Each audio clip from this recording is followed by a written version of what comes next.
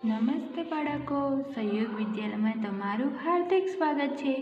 તો ધોરણ 1માં ગણિત ગમ્મત વિષય ભણીશું। તો પ્રકરણ નંબર 7 માપન। તો પ્રવૃત્તિમાં પ્રશ્ન નંબર 3 નીચેના પ્રશ્નોના જવાબ લખો।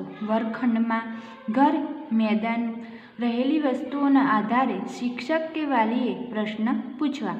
તો નીચે જો પ્રશ્નોના જવાબ આપેલા છે। તો પહેલા નંબરનો પ્રશ્ન શું છે?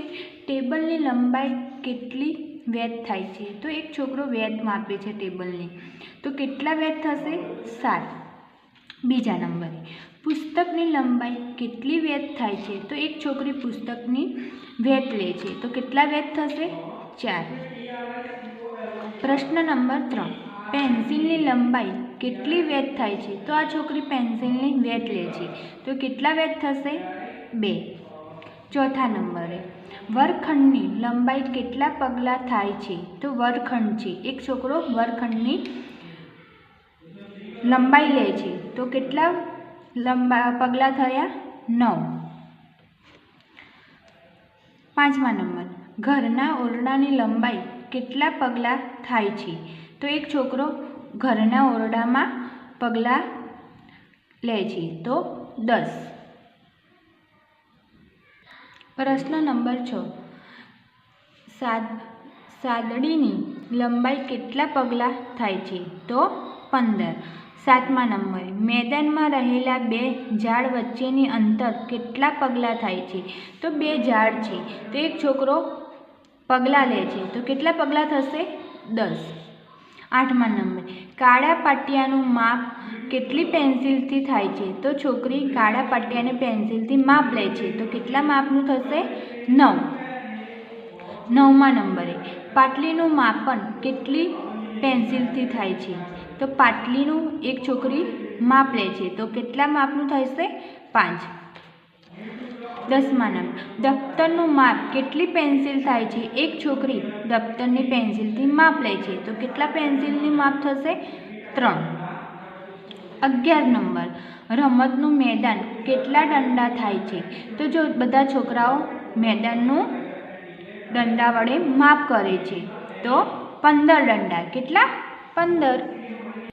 આગળ ચાલો ગૃહ કાર્ય કરીએ। તો પહેલા નંબરના પ્રશ્નમાં શું કીધું છે? ચિત્રનું અવલોકન કરી આપેલા બોક્સમાં સૌથી લાંબી ડોક માટે સાચું તથા સૌથી ટૂંકી ડોક માટે ખોટું। તો 3 પક્ષી આપ્યા છે, એમાંથી સૌથી લાંબી ડોક કોની છે? પહેલા નંબરે, તો ત્યાં સાચું કરો। અને સૌથી ટૂંકી ડોક કોની છે? ત્રીજા નંબરે, તો ત્યાં ખોટું કરો। એ રીતે પ્રશ્ન નંબર 2 ચિત્રનું અવલોકન કરી સૌથી લાંબી રિબિનમાં લાલ રંગ તથા સૌથી ટૂંકી રિબિનમાં વાદળી રંગ પૂરો। તે સૌથી લાંબીમાં શું કીધું છે? લાલ રંગ। તો બીજા નંબરની સૌથી લાંબી છે, તો એમાં કયો રંગ પૂરવાનો રહેશે તમારે? લાલ। કયો? લાલ। અને સૌથી ટૂંકી માટે વાદળી, તો ત્રીજા નંબરની નાની છે, તો વાદળી। એ રીતે પ્રશ્ન નંબર 3 ચિત્રનું અવલોકન કરી સૌથી જાડા માટે જાડા ગાજરમાં લાલ રંગ તથા સૌથી પાતળા ગાજરમાં પીળો રંગ। તો સૌથી આમાંથી જાડો કયો છે? ત્રીજા નંબર, તેમાં કયો રંગ પૂરવાનો રહેશે? લાલ। અને સૌથી પાતળા માટે પહેલા નંબરે, તો પીળો। ચલો પ્રશ્ન નંબર 4 ચિત્રનું અવલોકન કરી આપેલા બોક્સમાં સૌથી ઊંચા માટે સાચું, સૌથી નીચે માટે ખોટું।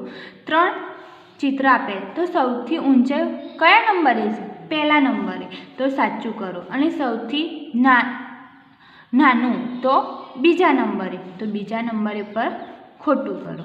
નીચે પ્રશ્ન નંબર 5 ચિત્રનું અવલોકન કરી આપેલા બોક્સમાં સૌથી ભારે માટે સાચું તથા સૌથી હલકા માટે ખોટું કરો। તો 3 ચિત્ર આપે છે, એમાંથી સૌથી વધારે ભારે કયા નંબરનું છે? ત્રીજા નંબર, તો ત્યાં સાચું કરો। અને સૌથી હલકું પહેલા નંબરે, તો પહેલા નંબરે ખોટું કરો। એ રીતે પ્રશ્ન નંબર 6 ઉદાહરણ મુજબ આપેલી વસ્તુનું માપન કરી જવાબ લખો। તો જો સેન્ટીમીટર, તો પહેલી પેન્સિલ કેટલા સેન્ટીમીટરની છે? 8, તો 8 લખ્યા છે અહીં. બીજા નંબરે, તો બીજા નંબરે કયા સેન્ટીમીટરે આવશે? 10, તો આ રીતે લીટી દોરો, તો સામે લખો 10 સેન્ટીમીટર. ત્રીજા નંબરની સળી કેટલા સેન્ટીમીટર છે?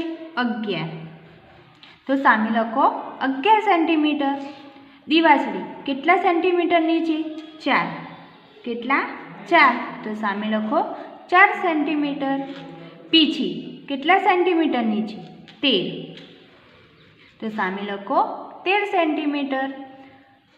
ઇન્ડિઝન કેટલા સેન્ટીમીટરનું? 9, તો લખો 9 સેન્ટીમીટર. તો તમારે ગૃહકાર્યમાં ચાલો ગૃહકાર્ય કરીએ. પેજ નંબર 150 અને 151 તમારી ગણિત ગમ્મતની નોટબુકમાં લખવાનું રહેશે. આગળનું પ્રકરણ આપણે આગળના વિડીયોમાં જોઈશું.